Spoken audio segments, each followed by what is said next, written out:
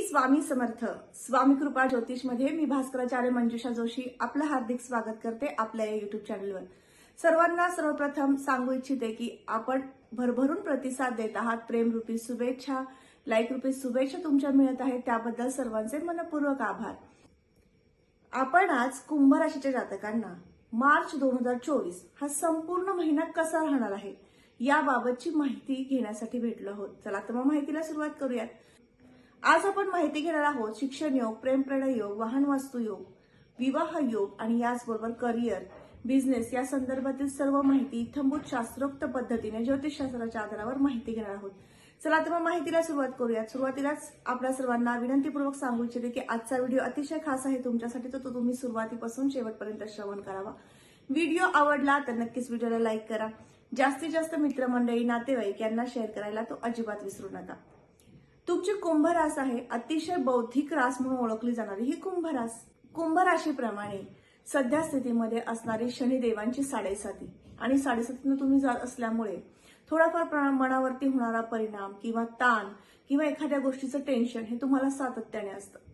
म्हणूनच सुरुवातीला सांगू इच्छिते की मारुती स्तोत्राचं पठण तुम्ही जास्तीत जास्त करत चला, मारुतीचे दर्शन घेणं, शनी महाराजांचं दर्शन घेणं याही गोष्टी सातत्याने करत चला, नक्कीच तुम्हाला त्याचा उपयोग होऊ शकतो। साध्या सोप्या पद्धतीने केलेली उपासना ही नक्कीच फलद्रूप होत असते, म्हणूनच आपण सुरुवातीला ह्या उपासनेबद्दल जाणून घेतलं।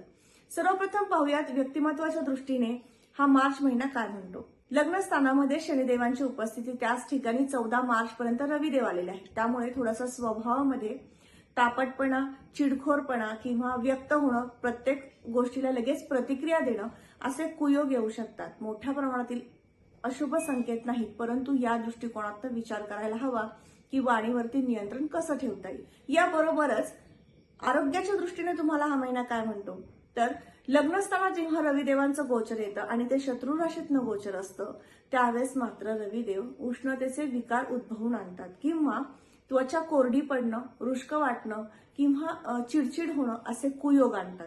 म्हणूनच सांगितलं की लग्नस्थानामध्ये रविदेव आणि शनिदेव एकत्र आहेत, तर थोडंसं या महिन्याच्या पहिल्या पंधरवड्यामध्ये तुम्हाला या सगळ्या गोष्टींमधनं जावं लागेल।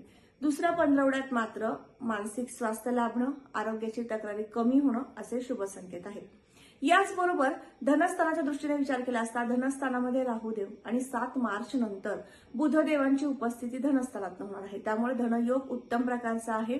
किरकोळ प्रमाणामध्ये एखाद्या ठिकाणी गुंतवणुकी केलेल्या आहेत आणि त्या ठिकाणातनं पैसा येत नाहीये, कारण 7.5 मध्ये बऱ्याचदा असं होतं की मोठ्या प्रमाणात गुंतवणूक करण्याचे योग येतात आणि पैसे अडकून राहतात। तर या संदर्भातील तक्रारी कमी होण्यासाठीचे ग्रहमान तुम्हाला या महिन्याच्या दुसऱ्या पंधरवड्यामध्ये प्राप्त होत आहेत, अर्थात तुम्हाला दुसरा पंधरवडा विशेष लाभदायक असं म्हणायला हरकत नाही। याचबरोबर तृतीय स्थानाकडे वळूयात। राशीपत्रिकेतील 3रं घर, ज्या ठिकाणी गुरुदेव आहेत, मेष राशीतनं गोचर करत आहेत। 3ऱ्या घरामध्ये मंगळदेवांची रास आणि मंगळदेव मकर राशीतनं व्यय स्थानातनं गोचर करत आहेत। मंगळदेवांचं आणि गुरुदेवांचं गोचर हे पाहता मंगळदेव उच्च राशीतनं गोचर करत आहेत, परंतु ते व्यय स्थानातनं गोचर करत आहेत, त्यामुळे या महिन्याच्या सुरुवातीला अर्थात 15 मार्च पर्यंत तुम्हाला किरकोळ प्रमाणामध्ये कामामध्ये गती मंदावणं किंवा प्रवासामध्ये एखाद्या गोष्टीवरनं चिडचिड होणं, प्रवासामध्ये अनंत अडचणी येणं अशा काहीतरी कुयोग येऊ शकतात, परंतु दुसऱ्या पंधरवड्यामध्ये मात्र हे कुयोग येणार नाही। तुमचा प्रवास उत्तम होणं, प्रवासामध्ये आनंद प्राप्त होणं असे शुभ संकेत आहेत। जे मीडिया क्षेत्रात कार्यरत आहेत अशा व्यक्तींना मात्र हा महिना अतिशय शुभ म्हणता येईल। त्यांच्यासाठी या महिन्यामध्ये एक पर्वणी म्हणता येईल। नवीन कामं हाती लागणं, वाद्य क्षेत्रामध्ये जर तुम्ही कार्य करत असाल किंवा खेळासंदर्भातील तुमचं कार्य असेल किंवा त्या संदर्भातील शिक्षण तुम्ही घेत असाल तर तुमच्यासाठी सुद्धा हा महिना विशेष लाभदायक आहे। पहिला पंधरवडा, दुसऱ्या पंधरवड्यामध्ये तुमच्या कामामध्ये गती वाढवावी लागेल, किरकोळ प्रमाणात आळस निर्माण होऊ शकतो, कारण मंगळदेवांचं गोचर लग्नस्थानातनं होईल आणि कुंभ राशीतनं होईल, त्यामुळे खेळाच्या संदर्भातील शिक्षण घेणाऱ्या वर्गाला किंवा गायन वादन, कम्युनिकेशन क्षेत्रातील कार्य करणाऱ्या व्यक्तींना कीर्ती प्रसिद्धी प्राप्त करून देण्यासाठी, याचबरोबर पराक्रम परिश्रमाच्या बाबतीमध्ये कष्टाचे काम किंवा मेहनतीचे काम तुम्हाला या महिन्यात मोठ्या प्रमाणात नाही। किरकोळ प्रमाणामध्ये एखाद्या गोष्टीवरनं तुम्हाला ताण जाणवू शकतो, त्या कामाचं टेन्शन येऊ शकतं, पण मोठ्या प्रमाणातील काही तक्रारी जाणवत नाही। याचबरोबर चतुर्थ स्थानाकडे वळूयात। राशीपत्रिकेतील चौथं घर, ज्यावर आपण सर्व प्रकारचे सुखे पाहतो, वाहन वस्तूचं सौख्य पाहतो, या दृष्टिकोनातून विचार केला असता चतुर्थ स्थानाचे अधिपती शुक्रदेव, जे 7 मार्च पर्यंत मकरेतनं गोचर करतील, त्यानंतर ते कुंभेतनं गोचर करण्यास सुरुवात करतील। हे गोचर अतिशय लाभदायक आहे, कारण कुंभ राशी शुक्रदेवांची मित्र रास आहे। शनिदेवांच्या राशीमध्ये शुक्रदेव मित्र होतात, त्यामुळे नक्कीच तुम्हाला सर्व प्रकारची सुखे प्राप्त होणं, आनंद प्राप्त होणं, घरामध्ये किंवा कुटुंबामध्ये एखादं मांगलिक कार्य घडणं आणि त्यामध्ये सहभाग नोंदवणं, त्यामधला आनंद प्राप्त करून घेणं असे शुभ संकेत आहेत। धार्मिक तीर्थयात्रा या संदर्भातील सुद्धा शुभ संकेत तुम्हाला या संपूर्ण महिन्याभरात प्राप्त होतील। अर्थात हा महिना मातृ सौख्याचा आणि त्याचबरोबर वाहन वास्तू सौख्याबरोबरच सर्व प्रकारचे सुखे उपभोगणारा ठरणार आहे। राशीपत्रिकेतील 5वं घर, ज्यावर आपण शिक्षण, संतती, प्रेम, प्रणय पाहतो। शिक्षणाच्या दृष्टीने विचार केला असता या महिन्यामध्ये कॉमर्स साईडने किंवा सायन्स साईडने शिक्षण घेणाऱ्या वर्गाला पहिला पंधरवडा अतिशय शुभ म्हणताय। दुसऱ्या पंधरवड्यामध्ये मात्र शिक्षणाच्या दृष्टिकोनातून थोडंसं टाळाटाळ होणं, दिरंगाई होणं किंवा अभ्यासामध्ये एकाग्रता कमी होणं असे कुयोग येऊ शकतात, पण मोठ्या प्रमाणातील धोके नाहीत। अगदी अल्प प्रमाणात ह्या तक्रारी तुम्हाला जाणवू शकतील। याचबरोबर सायन्स साईडनी मेडिकल क्षेत्रामध्ये कार्यरत असणाऱ्या व्यक्तींना, शिक्षक वृंदांना हा महिना थोडासा कष्टाचा म्हणता येईल। कामाची गती वाढवावी लागणं किंवा कामामुळे थोडासा ताण येणं मनावरती असे कुयोग येऊ शकतात, पण मोठ्या प्रमाणातील धोके नाही। याबरोबरच इंजिनिअरिंग क्षेत्रामध्ये शिक्षण घेणारा वर्ग, कायद्यासंदर्भातील शिक्षण घेणारा वर्ग यांना हा महिना विशेष लाभदायक म्हणता येईल। तुमच्या शिक्षणाची गती वाढणं, शिक्षणामध्ये एकाग्रता प्राप्त होणं असे शुभ संकेत आहेत। नवीन कुठले ऍडमिशन्स करायचे असतील ते 14 मार्च पर्यंत तुम्ही करू शकता। अतिशय उत्तम प्रकारचे योग आहेत।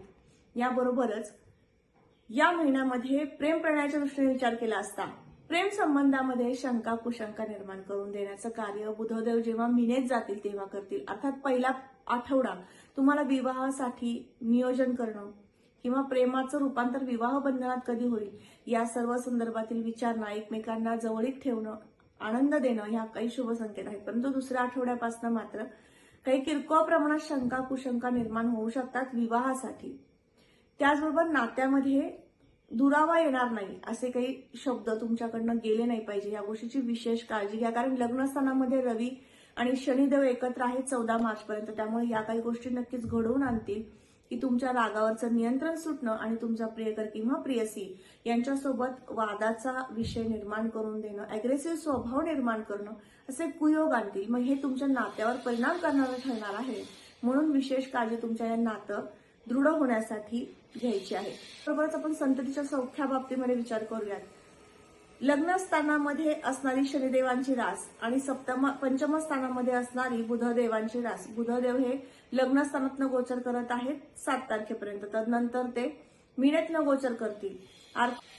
दुसऱ्या आठवड्यानंतर मात्र संतती सौख्याबाबत विचार केला तर थोडीशी काळजी चिंता जाणवू शकते। पहिल्या आठवड्यामध्ये मात्र संततीचं सौख्य उत्तम प्रकारचं आहे। संततीच्या आरोग्याविषयी, शिक्षणाविषयी, विवाहाविषयी किंवा सर्व्हिस, नोकरी, उद्योग व्यवसायाविषयी जास्त काळजी चिंता तुम्हाला जाणवू शकते दुसऱ्या आठवड्यानंतर। मग या संदर्भातील कुयोग नष्ट व्हावेत आणि आनंद प्राप्त व्हावा, संततीचं सौख्य प्राप्त व्हावं यासाठी विशेष उपासना आपण व्हिडिओच्या शेवटी पाहणारच आहोत। याबरोबरच इंजिनिअरिंग क्षेत्रामध्ये शिक्षण घेणारा वर्ग, कायद्यासंदर्भातील शिक्षण घेणारा वर्ग यांना हा महिना विशेष लाभदायक म्हणता येईल। तुमच्या शिक्षणाची गती वाढणं, शिक्षणामध्ये एकाग्रता प्राप्त होणं असे शुभ संकेत आहेत। नवीन कुठले ऍडमिशन्स करायचे असतील ते 14 मार्च पर्यंत तुम्ही करू शकता। अतिशय उत्तम प्रकारचे योग आहेत। याबरोबरच या महिन्यामध्ये प्रेम प्रणयाच्या दृष्टीने विचार केला असता प्रेम संबंधामध्ये शंका कुशंका निर्माण करून देण्याचं कार्य बुधदेव जेव्हा मीनेत जातील तेव्हा करतील। अर्थात पहिला आठवडा तुम्हाला विवाहासाठी नियोजन करणं किंवा प्रेमाचं रूपांतर विवाह बंधनात कधी होईल या सर्व संदर्भातील विचारणा, एकमेकांना जवळीक ठेवणं, आनंद देणं ह्या काही शुभ संकेत आहेत। परंतु दुसऱ्या आठवड्यापासून मात्र काही किरकोळ प्रमाणात शंका कुशंका निर्माण होऊ शकतात विवाहासाठी। त्याचबरोबर नात्यामध्ये दुरावा येणार नाही असे काही शब्द तुमच्याकडनं गेले नाही पाहिजे, या गोष्टीची विशेष काळजी घ्या। कारण लग्नस्थानामध्ये रवी आणि शनिदेव एकत्र आहेत 14 मार्च पर्यंत, त्यामुळे या काही गोष्टी नक्कीच घडवून आणतील की तुमच्या रागावरचं नियंत्रण सुटणं आणि तुमचा प्रियकर किंवा प्रियसी यांच्यासोबत वादाचा विषय निर्माण करून देणं, अग्रेसिव्ह स्वभाव निर्माण करणं असे कुयोग आणतील. मग हे तुमच्या नात्यावर परिणाम करणारं ठरणार आहे. म्हणून विशेष काळजी तुमच्या या नातं दृढ होण्यासाठी घ्यायची आहे. बरोबरच आपण संततीच्या सौख्या बाबतीमध्ये विचार करूयात. लग्न स्थानामध्ये असणारी शनिदेवांची रास आणि पंचम स्थानामध्ये असणारी बुधदेवांची रास. बुधदेव हे लग्न स्थानातनं गोचर करत आहेत 7 तारखेपर्यंत. तदनंतर ते मीनेतनं गोचर करतील. दुसऱ्या आठवड्यानंतर मात्र संतती सौख्याबाबत विचार केला तर थोडीशी काळजी चिंता जाणवू शकते. पहिल्या आठवड्यामध्ये मात्र संततीचं सौख्य उत्तम प्रकारचं आहे. संततीच्या आरोग्याविषयी, शिक्षणाविषयी, विवाहाविषयी किंवा सर्व्हिस, नोकरी, उद्योग व्यवसायाविषयी जास्त काळजी चिंता तुम्हाला जाणवू शकते दुसऱ्या आठवड्यानंतर. मग या संदर्भातील कुयोग नष्ट व्हावेत आणि आनंद प्राप्त व्हावा, संततीचं सौख्य प्राप्त व्हावं यासाठी विशेष उपासना आपण व्हिडिओच्या शेवटी पाहणारच आहोत. याबरोबरच षष्ठ स्थानाकडे वळूया. राशीपत्रिकेतील 6वं घर, ज्यावरून आपण शत्रू कटकटी, मानसिक त्रास किंवा या स्थानावरनं खरेदी विक्रीचे व्यवसाय सुद्धा पाहिले जातात. आणि त्या दृष्टिकोनातून विचार केला तुम्हाला या महिन्यामध्ये विशेष लाभदायक ग्रहस्थिती दुसऱ्या पंधरवड्यामध्ये प्राप्त होत आहे जागा खरेदी विक्री संदर्भात. कारण रविदेव हे शनिदेवांचे गोचर सोडून पुढील राशीमध्ये गोचर करण्यास सुरुवात करतील. त्यानंतर तुम्हाला कामाची गती वाढवतील आणि तुम्हाला त्या खरेदी विक्री व्यवसायामध्ये जास्तीत जास्त इन्व्हॉल्व्ह करतील. ते काम पूर्ण करण्यासाठी तुमच्याकडून जास्तीत प्रयत्न करून घेतील. अर्थात हा महिना दुसऱ्या आठवड्यापासूनच अगदी शुभ प्रमाणात तुम्हाला खरेदी विक्रीच्या व्यवसायाला गती प्राप्त करून देण्यास सुरुवात करेल. याबरोबरच तुम्हाला शत्रू त्रास मारण्यात विशेष काही जाणवणार नाही, त्याबद्दलचे कुयोग नाही. याबरोबर सप्तम स्थानाकडे वळूया. 7व्या घरावरनं काय पाहिलं जातं तर आपल्या जोडीदाराचं सौख्य. जे वधूवर विवाह इच्छुक आहेत त्यांच्यासाठी या महिन्यामध्ये गुरुदेवांची स्थिती पाहणं खूप महत्वाचं ठरतं. कारण गुरुदेव मेषेतनं गोचर करत आहेत. अर्थात तुमच्या राशीप्रमाणे तृतीय स्थानातनं गोचर गुरुदेवांचं आहे. हे अतिशय लाभदायक असतं विवाहासाठी. परंतु तुमच्या जन्मलग्न पत्रिकेप्रमाणे जर विवाह योग पाहिला तर नक्कीच तुम्हाला अधिक माहिती मिळू शकते की विवाहाचे स्थळ कुठल्या दिशेचे असेल, किती अंतराचं असेल, सर्व्हिस करणारा मिळेल का, बिझनेस करणारा मिळेल का, या सर्व संदर्भातील प्रश्नांची जी तुमच्या डोक्यामध्ये एक वादळ सुरू असतं ते वादळ शमण्यासाठी नक्कीच लग्न कुंडलीचा अभ्यास करून तुम्हाला मार्गदर्शन करणं विशेष ठरतं. परंतु आपण आज माहिती घेतोय राशीपत्रिकेप्रमाणे, तर त्याप्रमाणे पाहिलं गेलं तर नक्कीच तुम्हाला हे सांगू शकते की गुरुदेवांचं बळ तुम्हाला विशेष असल्यामुळे विवाहाच्या कार्याला गती प्राप्त होणं विवाह इच्छुक युवक युवतींसाठी विशेष महिना हा ठरणार आहे. तुमच्या जोडीदाराचं सौख्य तुम्हाला या महिन्यामध्ये अतिशय उत्तम प्रकारचं मिळेल. त्यांचे साथ सोबत लाभणार आहे. फक्त तुमच्याकडनं एखादा अपशब्द त्यांच्यापर्यंत जाणार नाही किंवा त्यांना दुखावेल, त्यांचं मन दुखावेल असा एखादा शब्द तुमच्याकडनं जाणार नाही, एवढी एक महत्वपूर्ण काळजी घ्यायची. या महिन्यामध्ये रविदेव शनिदेव लग्नस्थानातनं गोचर करत आहेत आणि त्यामुळे तो कुयोग येऊ शकतो. तुमच्या जोडदारासोबत एखादा नवीन व्यवसाय सुरू करायचा आहे, त्यांना पार्टनर म्हणून तुम्हाला त्या व्यवसायामध्ये जॉईन करून घ्यायचं आहे, तर त्यासाठी शुभ संकेत आहेत. त्याचबरोबर त्यांच्या नोकरीसाठी किंवा बिझनेससाठी तुम्हाला खूप काळजी होते, चिंता होती की ह्या गोष्टीत तुम्ही जात होतात, तर नक्कीच ते सुद्धा कार्य सफल झालेलं तुम्हाला दुसऱ्या पंधरवड्यामध्ये प्राप्त होईल. त्यांना नोकरी प्राप्त होणं किंवा त्यांच्या बिझनेसला एखादी चांगली संधी प्राप्त होणं, चांगले कार्य त्यांच्याकडनं घडणं असे शुभ संकेत सुद्धा घडून येऊ शकतात. म्हणूनच सांगितलं की या महिन्याचा दुसरा पंधरवडा विशेष तुमच्यासाठी. आध्यात्मिक उपासनेच्या दृष्टीने विचार केला असता या महिन्याच्या दुसऱ्या पंधरवड्यापासून तुम्हाला अतिशय उत्तम प्रकारचं आध्यात्मिक जीवन व्यतीत करायला मिळणार आहे.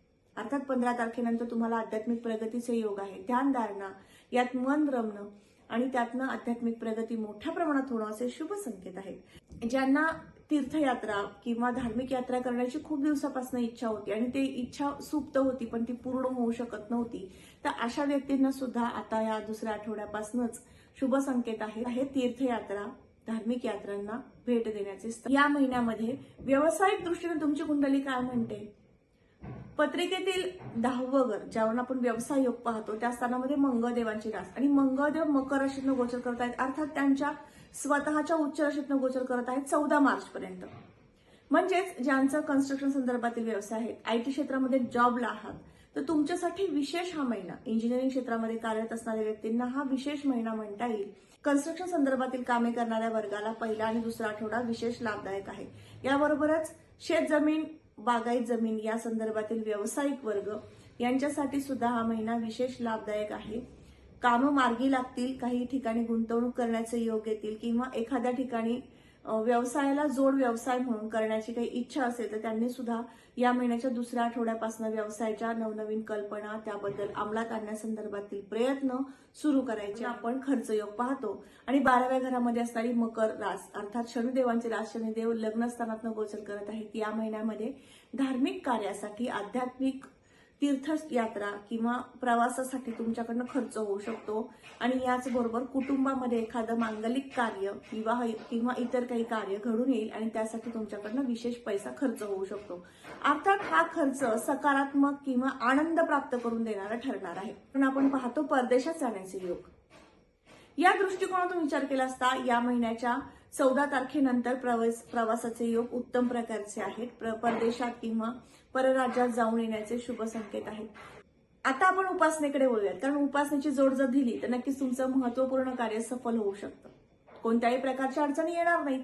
मग ती उपासना कोणती करायची? तर लग्नस्थानामध्ये रविदेव आहेत, त्यामुळे रविदेवांचा अशुभ परिणाम प्राप्त होऊ नये, चिडचिड कमी व्हावी, तापटपणा कमी व्हावा, आरोग्याच्या तक्रारी कमी व्हाव्यात यासाठी रविदेवांना दररोज सूर्याला अर्घ्य देणं हे अतिशय लाभदायक ठरेल. तसेच 10 मिनिटं मेडिटेशन करणं अतिशय शुभ ठरेल. याबरोबरच शिक्षणाच्या दृष्टीने उत्तम यश प्राप्त होण्यासाठी आणि शिक्षणातील येणाऱ्या काही अडचणी आहेत, काही कुयोग आहेत, ते नष्ट होण्यासाठी रीम बुधाय नमः हा जप संपूर्ण महिनाभर करायचा आहे. आणि त्याचबरोबर गुरुदेवांची सुद्धा उपासना करायची आहे. गुरुदेवांचं सुद्धा बळ तुम्हाला प्राप्त होईल विवाह कार्य उत्तमरित्या सफल होण्यासाठी, पूर्ण होण्यासाठी. तर त्यासाठी गुरुदेवांची विशेष उपासना करायची आहे. त्यासाठी तुम्ही दत्त महाराजांचा जप करू शकता. गुरुवारच्या दिवशी दत्त महाराजांचं दर्शन घेऊ शकता. आध्यात्मिक गुरु जे असतील त्यांचं दर्शन घेणं गुरुवारच्या दिवशी तुम्हाला विशेष लाभदायक ठरू शकतं. आध्यात्मिक प्रगतीचा काळ तुम्हाला या महिन्याच्या दुसऱ्या आठवड्यापासून सुरू होत आहे. त्यामुळे नक्कीच तुम्हाला मेडिटेशन करताना मन एकाग्र होणं असे शुभ संकेत सुद्धा प्राप्त होत आहेत. आणि त्यासाठी रोज तुम्ही रीम द्राम दत्तात्रयाय नमः हा जप केला तर विशेष लाभ प्राप्त होऊ शकतो. तर खर्चावरती नियंत्रण राहावं, आर्थिक प्रगती व्हावी यासाठी दररोज सुरुवातीला सांगितल्याप्रमाणे मारुती स्तोत्राचं वाचन सुरू ठेवा. आज आपण कुंभ राशीच्या जातकांना मार्च 2024 हा संपूर्ण महिना कसा राहणार आहे याबाबतची माहिती घेतली. तर आजचा हा महत्वपूर्ण व्हिडिओ तुम्हाला कसा वाटला नक्की कमेंट करून सांगा. कमेंटमध्ये श्री स्वामी समर्थ लिहिण्यास अजिबात विसरू नका. तुम्ही आपल्या चॅनलवर नवीन असाल तर नक्की चॅनलला भेट द्या. चॅनलवरती अनेक व्हिडिओ अपलोड आहेत जे महत्वपूर्ण माहिती तुम्हाला देऊ शकतील. आणि त्याचबरोबर तुम्ही आपल्या चॅनलला सबस्क्राईब केलं नसेल तर नक्कीच लगेचच सबस्क्राईब करा. बेल आयकॉनला क्लिक करा म्हणजे नवनवीन व्हिडिओ आले की तुम्हाला लगेच ते तुमच्यापर्यंत पोहोचतील. तर पुन्हा भेटूयात अशीच महत्वपूर्ण माहिती घेऊन. तोपर्यंत तुमच्या दैनंदिन जीवनशैली व्यतीत करताना काही अडचणी आहेत, समस्या आहेत, त्यावर मार्गदर्शनाची आवश्यकता वाटते तर तुम्ही नक्की मला संपर्क करू शकता. माझा संपर्क क्रमांक मी व्हिडिओच्या डिस्क्रिप्शन बॉक्समध्ये देत आहे. पुन्हा भेटणार आहोत अशाच महत्वपूर्ण माहितीसोबत. तोपर्यंत आपली रजा घेते. श्री स्वामी समर्थ. जय जय स्वामी समर्थ. रामकृष्ण हरी.